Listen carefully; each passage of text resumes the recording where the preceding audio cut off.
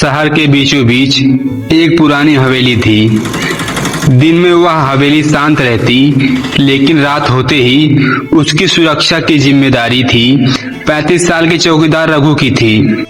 रघु कम बोलने वाला, ईमानदार और हमेशा मुस्कुराने वाला इंसान था। रात भर टार्च लेकर हवेली के हर कोने का चक्कर लगाना ही उसकी रोज की ड्यूटी थी। एक रात तेज बारिश हो रही थी, बिजली बार बार चमक रही थी। तभी हवेली के गेट पर एक लड़की भीगती हुई खड़ी थी। उसका नाम नैना था। उसकी साइकिल खराब हो गई थी और मोबाइल भी बंद हो चुका था। रघु ने गेट खोला और बोला, बारिश रुकने तक आप चाहे तो गार्ड रूम में बैठ सकती हैं। नैना ने धन्यवाद कहा और अंदर आ गई। गार्ड रूम बहुत छोटा था लेकिन साफ सुथरा। रघु ने चूल्हे पर अदरक वाली चाय बनाई। नैना ने चाय पीते हुए मुस्कुराकर कहा, इतनी अच्छी चाय तो बड़े बड़े कैफे में भी नहीं मिलती। रघु बस हल्का सा मुस्कुरा दिया। बारिश रुकने के बाद नैना चली गई, लेकिन जाते जाते उसने कहा, फिर मिलेंगे चौकीदार जी। रघु ने सोचा शायद यह सिर्फ कहने की बात थी, लेकिन अगले हफ्ते फिर वही लड़की आई। इस बार वह बोली, आज बारिश नहीं है फिर भी चाय पीने का मन था। रघु हैरान रह गया। धीरे धीरे यह सिलसिला शुरू हो गया। नैना कभी किताब लेकर आती, कभी समोसे, कभी सिर्फ बातें करने। रघु ने पहली बार महसूस किया कि कोई उसकी भी परवाह करता है। एक रात नैना ने पूछा, तुमने कभी कोई सपना देखा है? रघु बोला, सपने देखने का समय ही कहाँ मिला। रात भर पहरा देता हूँ, दिन में सो जाता हूँ। नैना बोली, तो आज एक सपना देखो खुश रहने का। उस दिन के बाद रघु की जिंदगी बदलने लगी। कुछ महीनों बाद दोनों अच्छे दोस्त बन चुके थे, लेकिन रघु अपने दिल की बात कहने से डरता था। उसे लगता था कि एक चौकीदार और एक पढ़ी लिखी लड़की की दुनिया कभी एक नहीं हो सकती। एक दिन नैना गई, कई दिनों तक नहीं आई। रघु हर रात गेट की तरफ देखता रहता। एक सप्ताह, फिर 2 सप्ताह, वह बेचैन रहने लगा।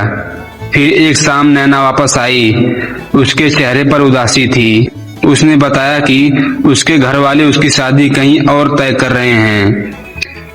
रघु के पैरों तले जमीन खिसक गई, लेकिन उसने कुछ नहीं कहा, बस इतना बोला, तुम हमेशा खुश रहना। नैना ने उसकी आंखों में देखा। क्या बस इतनी सी बात है? रघु चुपचाप रहा। नैना की आंखों में आंसू आ गए। क्या तुम्हें कभी मुझसे प्यार नहीं हुआ? रघु ने पहली बार सिर उठाया।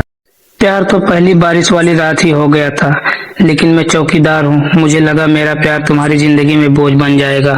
नैना मुस्कुरा दी। मुझे कभी तुम्हारी नौकरी से नहीं तुम्हारे दिल से प्यार हुआ है।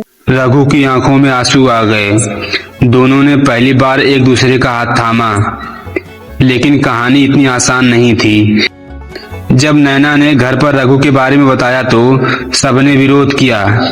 किसी ने कहा, एक चौकीदार से शादी करोगी? किसी ने कहा, लोग क्या कहेंगे? नैना ने सिर्फ एक बात कही, लोग मेरी खुशी नहीं जिएंगे, जिंदगी मुझे जीना है। घर वालों ने उसकी बात नहीं मानी। उधर रघु ने फैसला किया कि वह नैना की वजह से उसके परिवार में झगड़ा नहीं होने देगा। उसने नौकरी छोड़ने का मन बना लिया और बिना बताए शहर छोड़ने निकल पड़ा। एक रात 2 बजे वह बस अड्डे पर खड़ा था। तभी पीछे से आवाज आई, भागकर कहाँ जा रहे हो? रघु ने मुड़कर देखा। नैना सामने खड़ी थी। अगर तुम चले गए तो मैं जिंदगी भर खुद को माफ नहीं कर पाऊंगी, नैना बोली। फिर रघु बोला, मैं तुम्हें तकलीफ नहीं देना चाहता। नैना मुस्कुराई।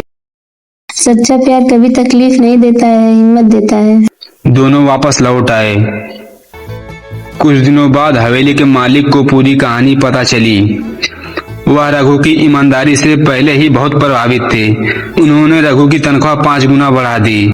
यह बात नैना के घर वालों को पता चली, तब भी वे पूरी तरह नहीं माने। लेकिन हवेली के मालिक खुद उनके घर गए। उन्होंने कहा, मैंने जिंदगी में बहुत लोग देखे हैं, पैसा कमाने वाले बहुत मिल जाएंगे, लेकिन रघु जैसा ईमानदार इंसान मुश्किल से मिलता है। आपकी बेटी गलत इंसान नहीं चुन रही है। उनकी बात का असर हुआ। आखिरकार परिवार मान गया। कुछ महीनों बाद रघु और नैना की शादी हो गई। शादी के दिन हवेली को दुल्हन की तरह सजाया गया। रघु ने उसी गेट पर खड़े होकर नैना से कहा, याद है तुम पहली बार यही बारिश में मिली थी? नैना हंसते हुए बोली, हाँ, मैं उस दिन बारिश से बचने आई थी, लेकिन तुम्हारे प्यार में भीग गई। दोनों हंस पड़े। उस रात रघु ने गेट को सलाम किया और कहा, यही जगह थी जहाँ मुझे मेरी सबसे बड़ी दौलत मिली, मेरा प्यार।